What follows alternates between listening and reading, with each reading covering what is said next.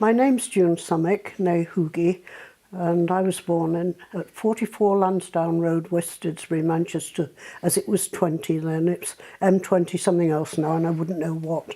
However, I was the youngest of 6 children. I had two brothers and 3 sisters. My mother said I should have been a boy because it was girl, boy, girl, boy, girl, and then I ruined the design of this, so there you are. But that was all right. I think she was very forgiving, my mother. My parents were born in Iraq, in Baghdad. My father, it was a Jewish family. My father was, I think originally came to this country around the turn of the century, and I'm talking about the 20th century now, and he came as a young man. He worked, I think, for the either Eastern or Chartered Bank. I'm not sure. I think it was the Eastern Bank at that time.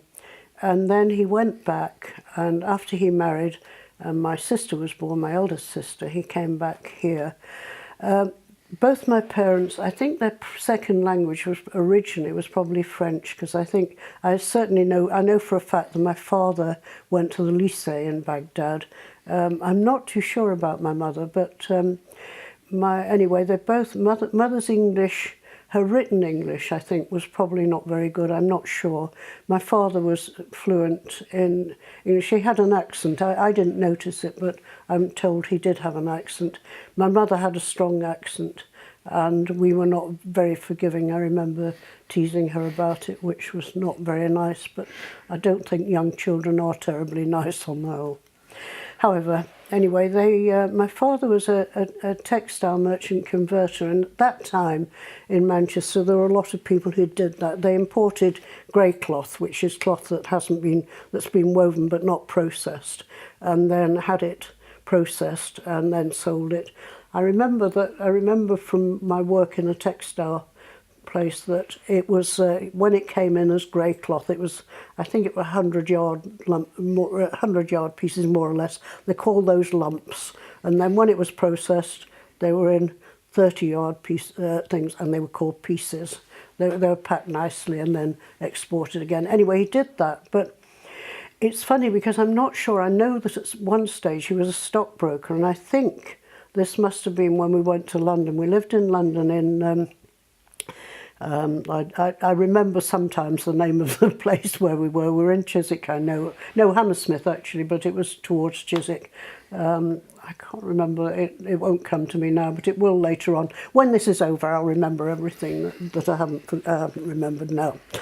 So we lived there. We didn't live there. I think it must have been the school holidays. It seemed quite a long time to me, and I thoroughly enjoyed it. They had a lift, but I was too light to get to be able to use it to go to the 5th floor, so I had to wait till other people were using the lift before I could try and vandalise it in my 6-year-old or 7-year-old way. So we lived there, and I think that was when my father worked as a stockbroker, because certainly at the beginning of the war he wasn't in. My parents weren't in Manchester when we were about to be evacuated, so we were actually it was I think it must have been one of my sisters, my older sisters, and my aunts who packed our stuff for us to go to be evacuated. I first heard about the war, I think, sometime earlier, but of course time doesn't mean very much when you're that age, and it seemed a long time before. But I remember there was a diagram of it was like robots and, in an open space, and they had rivets on them. I just remember this, metal things, and Mother said something about the war, and I remember crying and say, there isn't going to be a war, is there?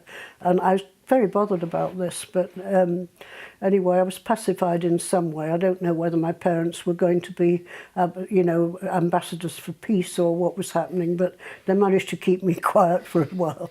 So, and then it all happened very quickly. I can remember now, whether I remember it when it came on, or whether it's something that's been repeated many times on radio, so I've heard it then, about the outbreak of war, I was going to say Churchill, but it was Chamberlain's announcement that, so we are at war with Germany. So off we went. So there were 3 of us who were evacuated. My brother, who was 3 years older than I, he was 10. My sister, who was 9, and I. And I would be, if you believed me when I told you my age, you would think I was non-existent then. Anyway, I was younger than they were. So I remember being on the train, but I don't remember the journey really. But what I do remember is we arrived in, I think it must have been a Women's Institute in Roseley, which is not very far from Matlock. It's nearer Bakewell, I think, than Matlock actually. And there must have been a whole load of us, but I remember my sister and I, and there were a lot of ladies. I think there must have been Women's Institute ladies.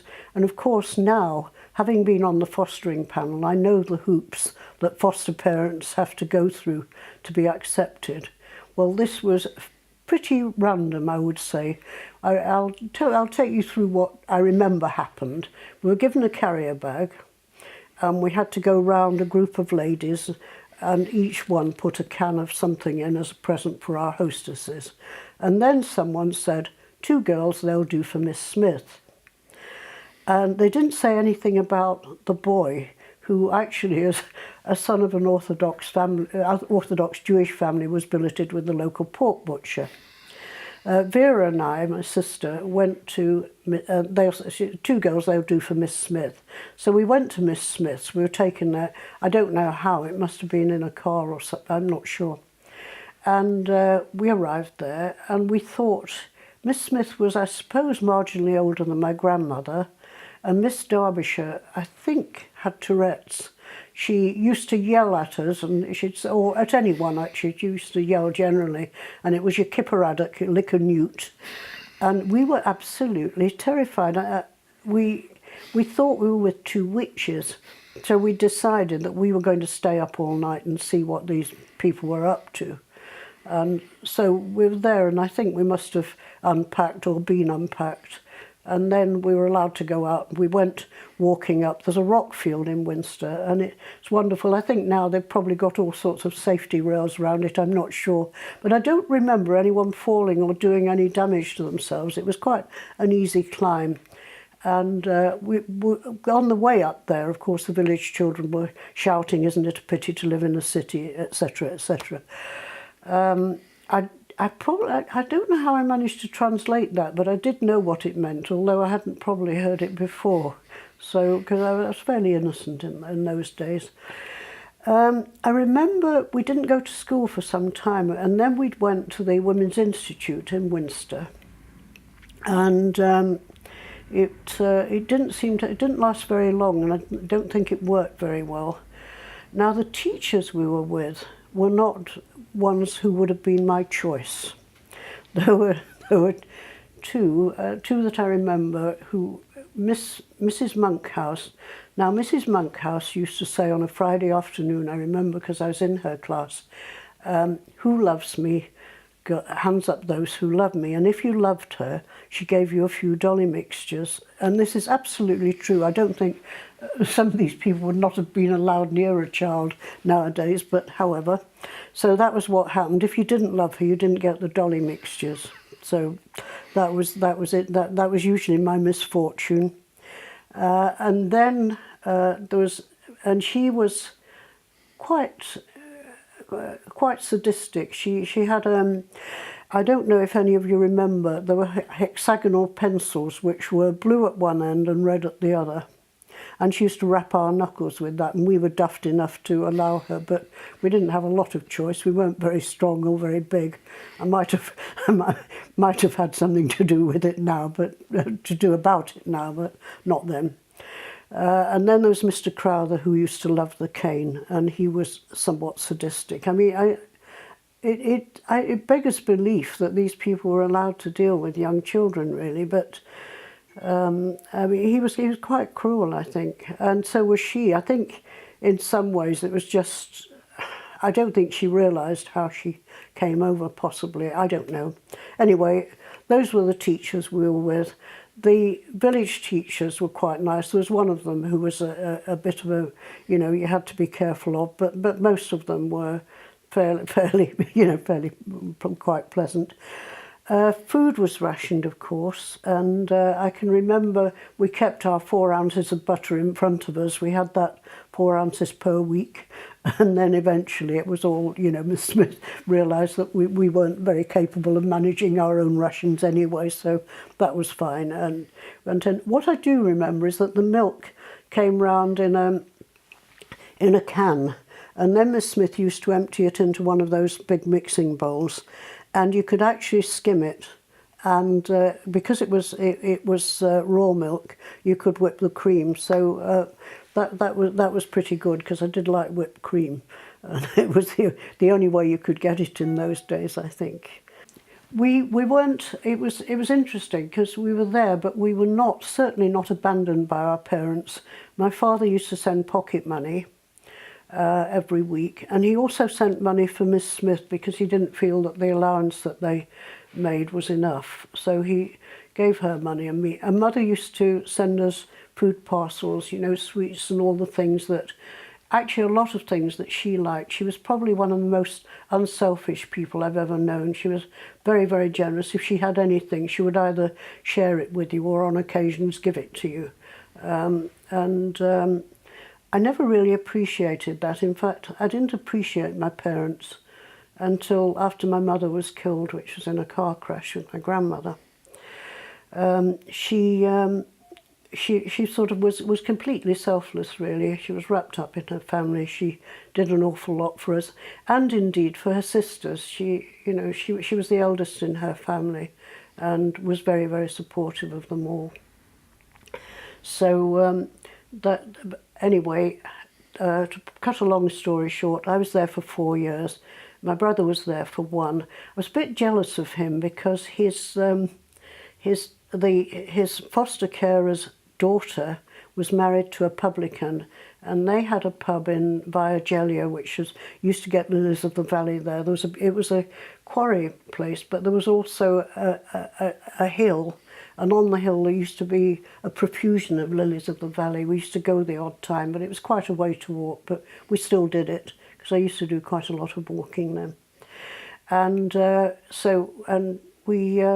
he used to go there, and he used to sing and get money. And it's only recently that I asked him what happened to the money, because I was very jealous of him. And he said it was used to buy ointment for my impetigo.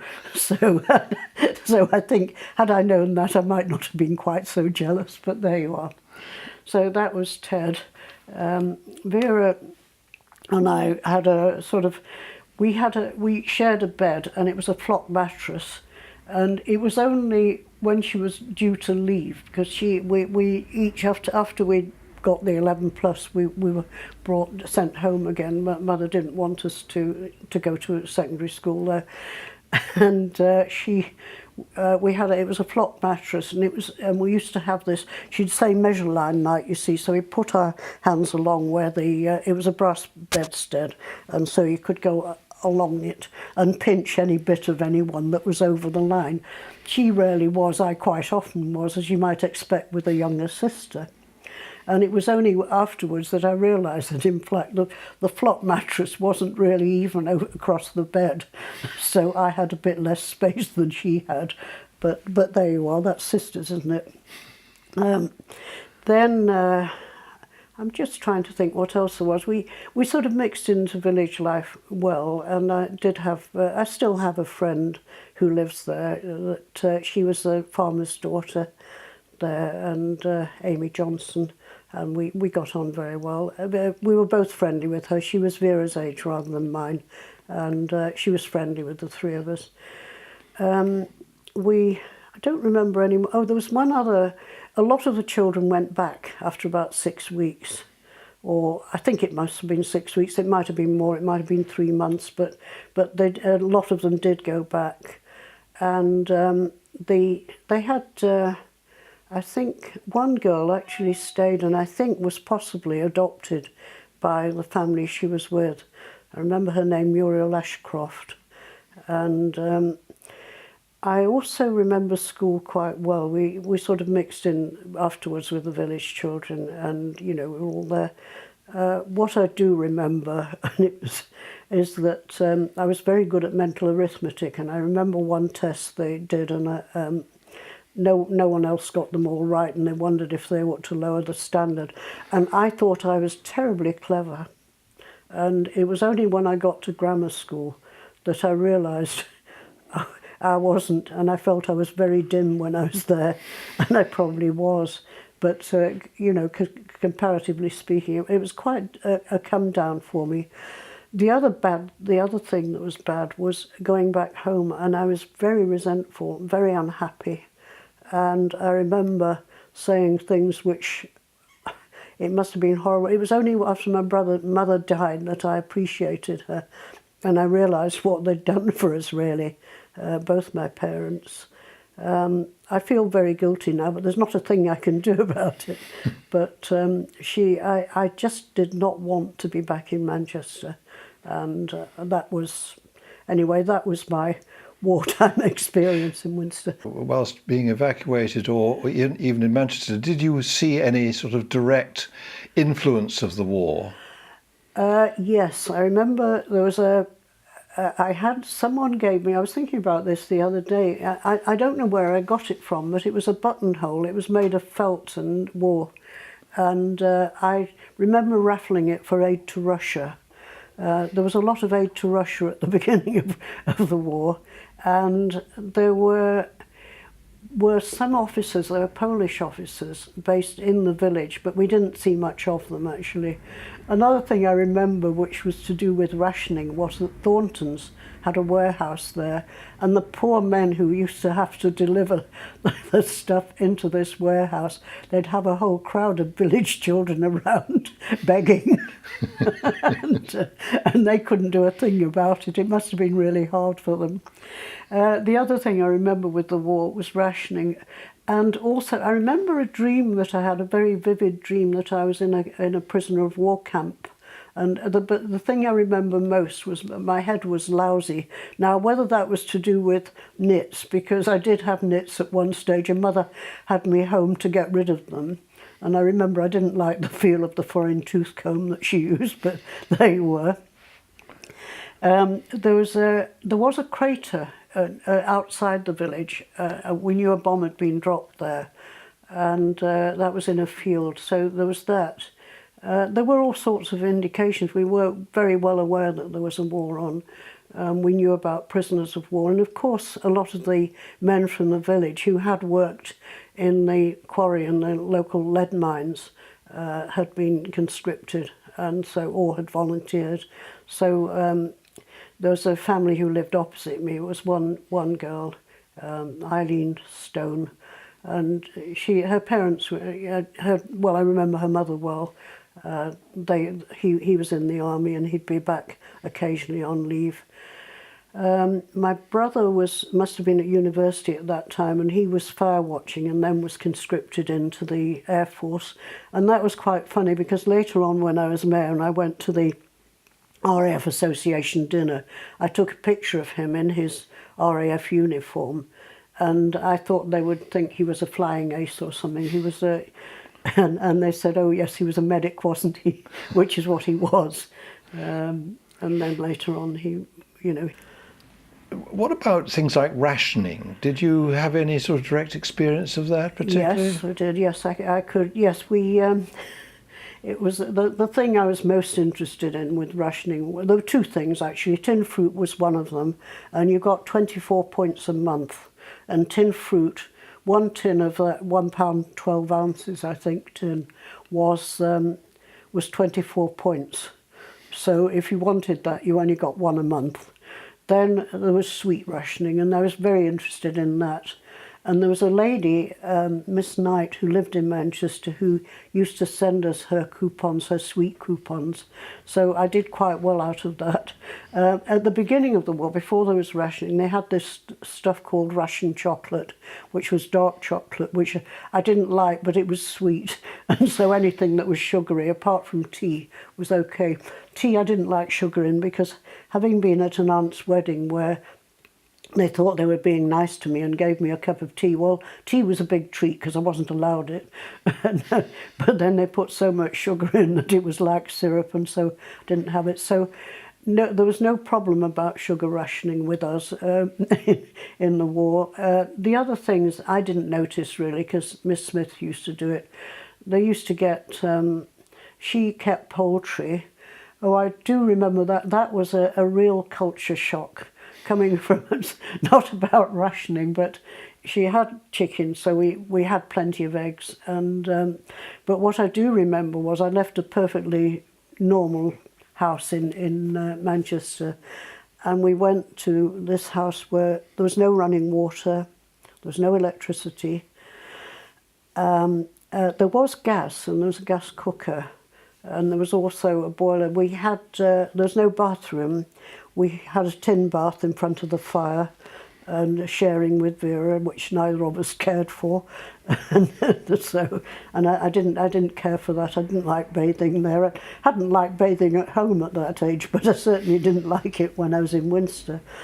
And the thing is, there was a backyard. It wasn't a garden, but so I'll come back to a later thing about that. And you had to wade through the chicken manure and then go up some steps, round a corner and along to the privy with the bucket and which I can still smell it to this day. It was quite loathsome for me. But what happened when I went and saw the people who live in the house now, and the lady said, "Oh yes, that was our last bathroom." I said, "Oh, what was one of those?" I said, "There certainly wasn't one in existence when I was here." I said, "The nearest thing to a bathroom was right up at the top there where there was a privy." So that was a bit of culture shock for us. Rationing, you asked me about rationing. I don't recollect that it was too bad there. We used to pick mushrooms, and we used to pick blackberries. I've done that recently.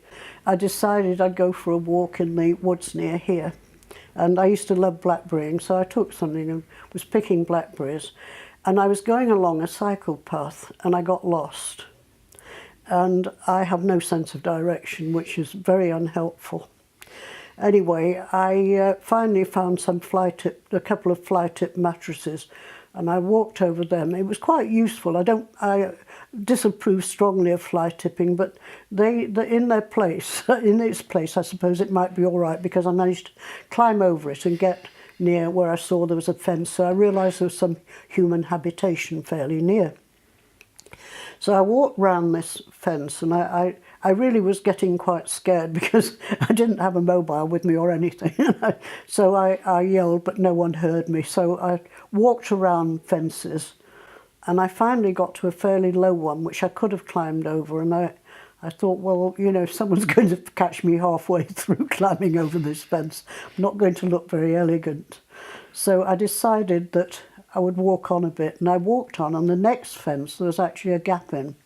So I walked through that and walked round the back garden and round the house, and I rang the bell, and I turned round, and I actually had fetched up in my neighbour. He lives right opposite my house. I saw my car in my drive, and I was standing opposite to it. So it was, anyway, when I told one of our officers because of the fly tipping and something else I wanted to ask him about, and he said, "Look, stick to the path, Cheadle does need you." So so that was the end of that little adventure. I will stick to paths in future because I have no sense of direction. No. So war comes to an end. Was there any sort of, how were you aware of that? Was there anything you can remember about that? Everyone was celebrating. I remember there were parties we went to, particularly VE Day. I remember Ezra Shamash's family had one at their house, so I went there, and it was all very exciting, really. I was quite a bit older then, and you know, much more aware of what was happening. And then we saw pictures of the King and Queen on the balcony, and you know, there was a lot of celebration. Much more for VE Day than VJ Day. I think possibly I don't know. It might have had to do with the atom bomb. I don't know, but there certainly wasn't as much with VJ Day, but certainly VE Day was, you know, celebrated very well. There were lots of street parties and things, not where we lived, but there were street parties. Yes. So yeah. Yeah. So So what happened after that? I mean, so war is at an end. War's at an end. Did you see any sort of remarkable change in the way the world was going on around you?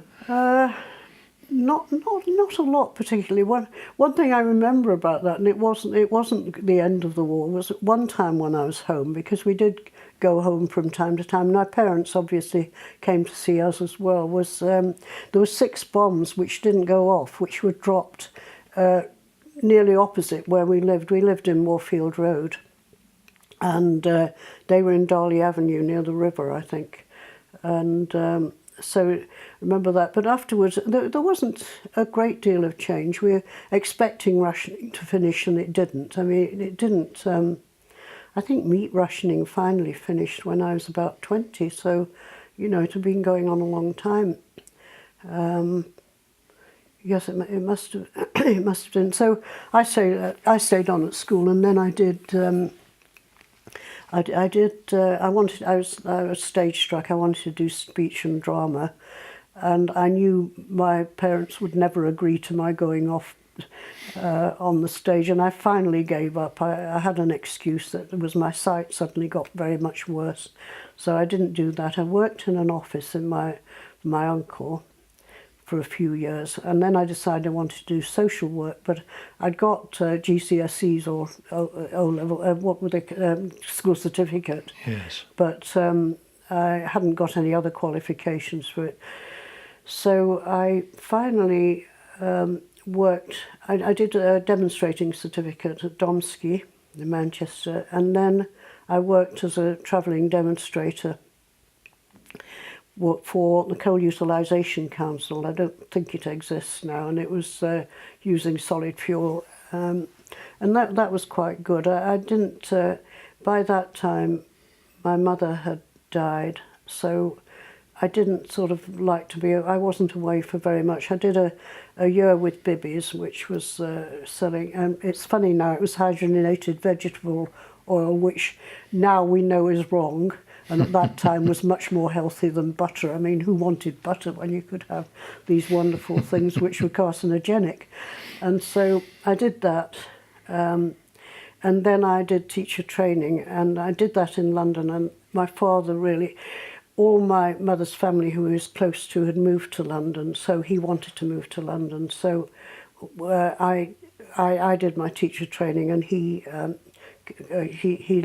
came to live in London, so we lived there for a while. After that, while I did my teacher training and I taught first of all in the East End, and that was that was really interesting, because the children were, once they knew you and they trusted you, they would do anything for you. One of the things that I loved was one of the incidents was this ring. It was actually my mother's, and my father gave it to me. And the A stream, they were stream, these children, it was Shoreditch High School.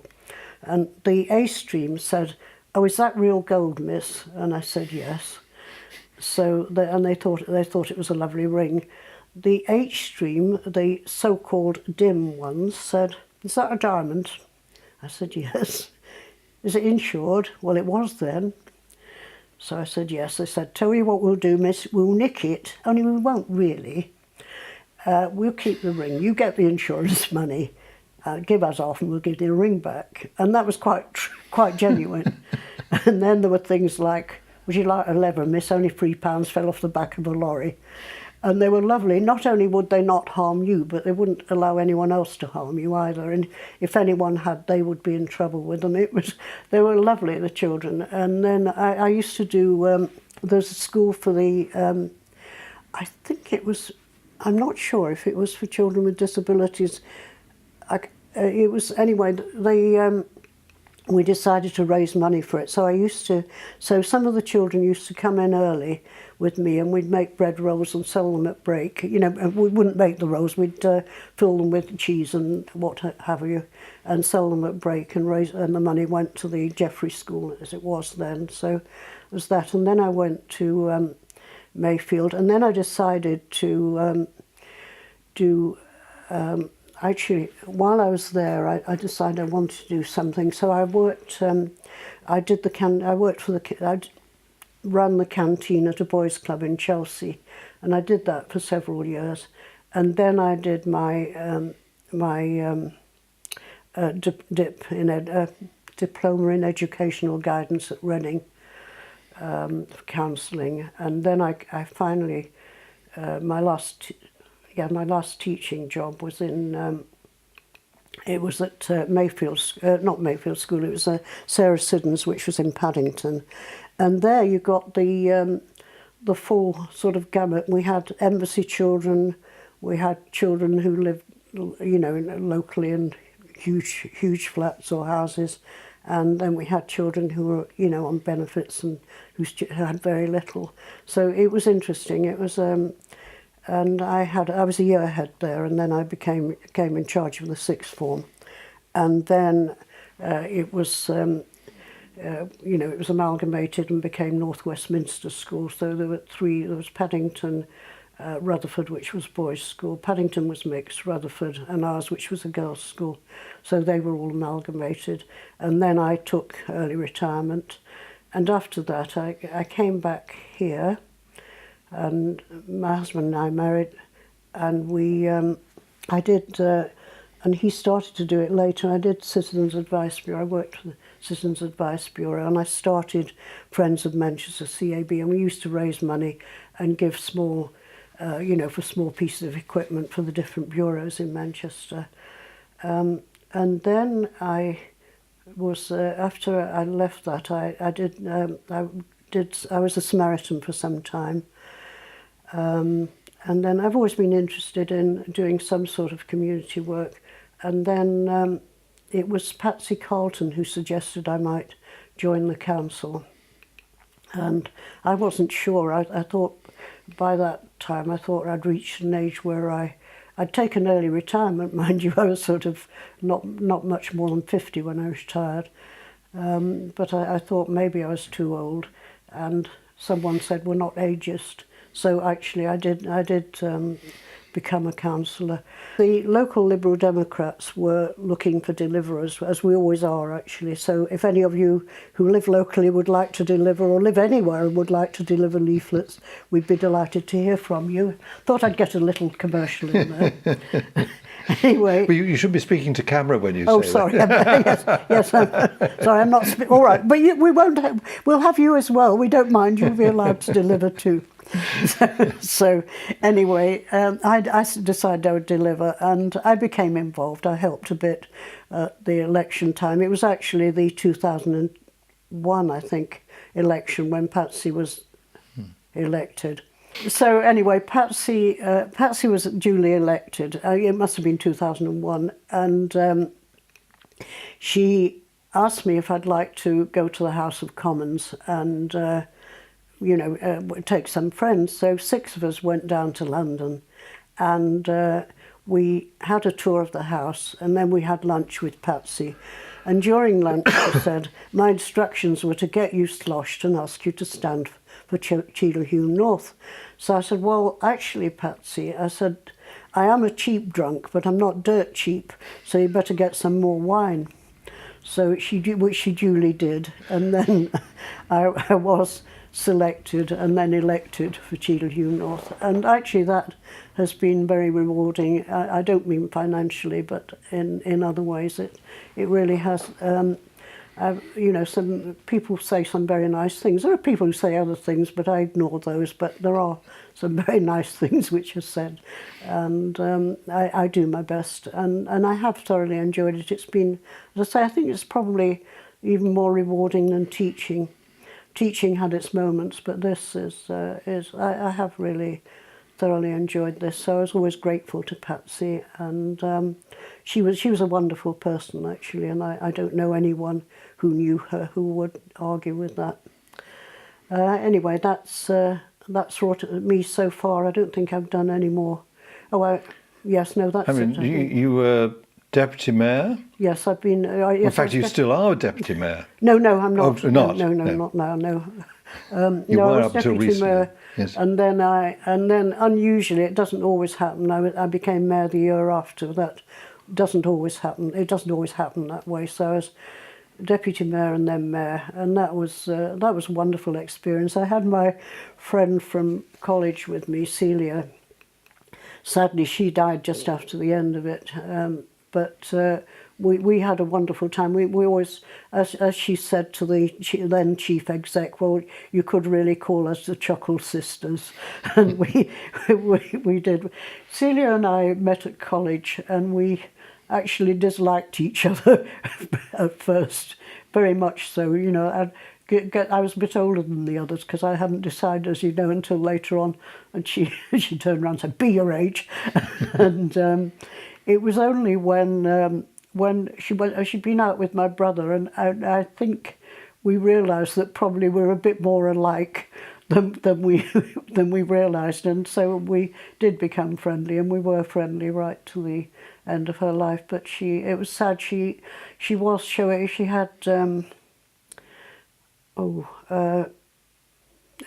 she'd had ovarian cancer at the beginning of our thing and had an operation, and then obviously it hadn't worked, and so it was just after we finished really that she died. It was very sad, but the time that I was mayor, we had great fun. I mean, we really did, and it's funny because when I asked her if she'd like to do it, I said, I realise that you probably need to, to think about it, and you need time. So she did. She said, yes, I need all of 30 seconds. And so that was it. It happened. So, and being deputy mayor's good as well. It was, I've been blessed, I suppose. I've been very lucky. I mean, you've been involved in a lot of work with charities and that sort of thing. And before we started, you were telling me about something that you're proposing to do in the not too distant future. Yes, I'm working on it because I did have a word with my GP, and he was a little bit worried when I told him I really want, when I finish with the council, to walk from Land's End to John O'Groats for charity.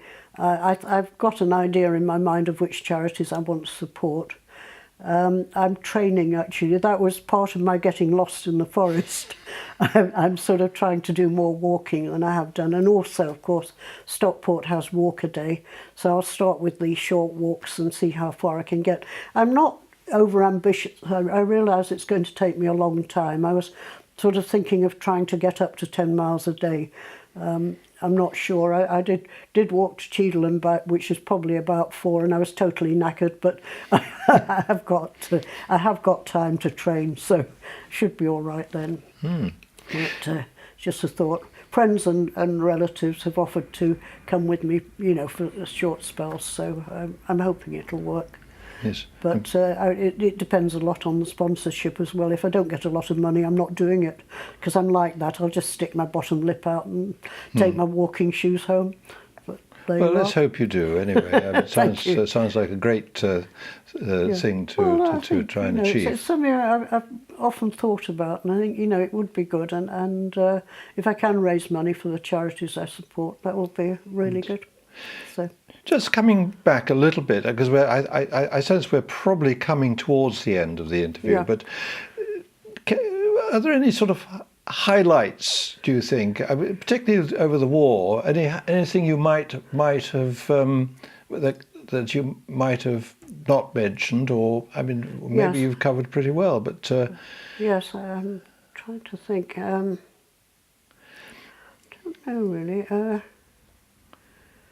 Well, you may well have already covered it. I mean, what about any sort of I did go to Sunday school regularly. I remember that, and that was partly because we got prizes. We got a book, and I love books anyway. I've always been an avid reader, so we got prizes, and also, of course, there was a Sunday school treat, and we go to places like. We didn't go to the seaside. I don't think the seaside was terribly safe in the war years, so we went to places like Buxton and.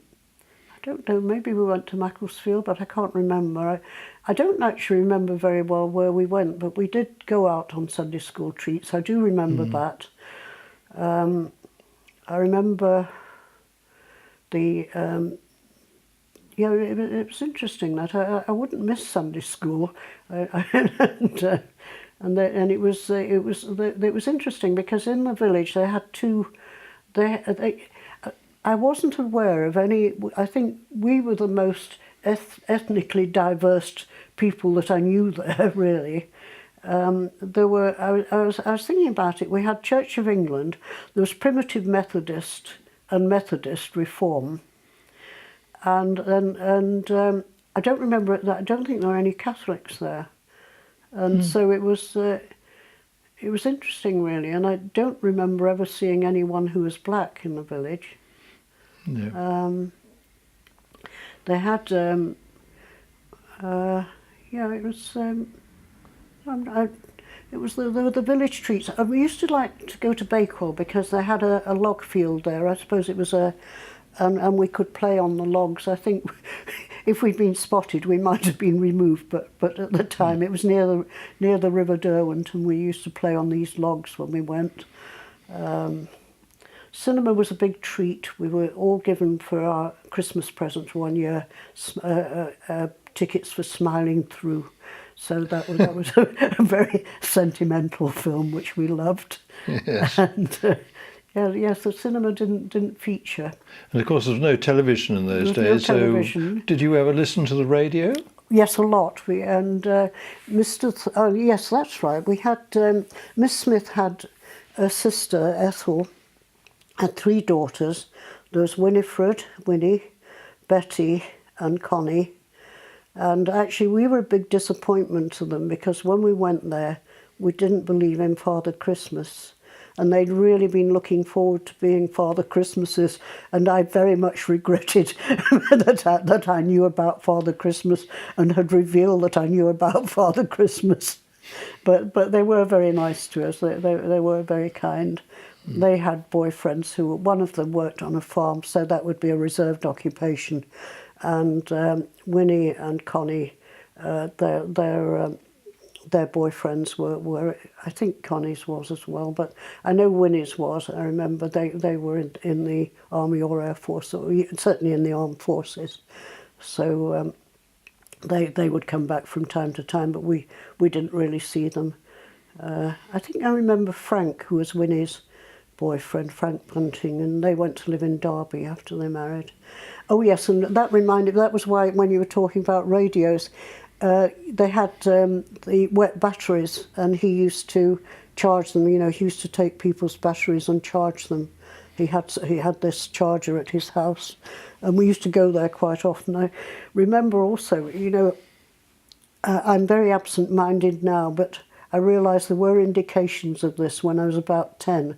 I went round to their house I had some money in my hand to buy something from the local shop. And I got in, and I got into their house, and I must have picked something up, and they were all looking round for £0.50 that someone had dropped. And it was only when I'd done the shopping and came back and went back to their house that I realised I was holding it. I mean, I think they knew me well enough to know I wouldn't have stolen it anyway, but I feel in a way it was lucky that I did find it before they found it on me. And yes. I suddenly realised, just absent-mindedly got in, seen this on the floor, picked it up, and then forgotten I had it, because they had a dog, Peter, and I loved Peter, and I was playing with Peter. So I sort of forgot I was holding on to their coin. But he did charge things for people's radios. So it was fairly prehistoric radios, I suppose. Yes, would have been. My brother used to make crystal sets. He was Oh, interested yes. in that. Yes. And with So- headphones and things. Yes, he yes. was good at that. That was a bit later on. He was only 11 when he left Winster, but later on he started doing. He was really interested in radio, and then he became a dentist later on, which Yes. isn't quite like radio, but No. I mean, you've obviously had quite a long and very interesting life. I think so. If you were to have a philosophy that you would impart to others, younger people, what would that be about life, do you think? This is the killer question. I hate to pontificate, really. I don't know. I mean, really, if you think if you're interested in doing it, just keep trying. I suppose that's it. I don't. I mean, I'll give up at the first fence. I'll try this walk thing because it's been in the back of my head for a long time. But I think I just follow your instincts, really, basically, and. Listen to people, but don't take any notice of what they say if you don't like what they're saying. Because we can all tell you how to live your life, but you're living it, so. Yes, a lot of truth in that. Well, June, thank you very much indeed for sharing your life with us.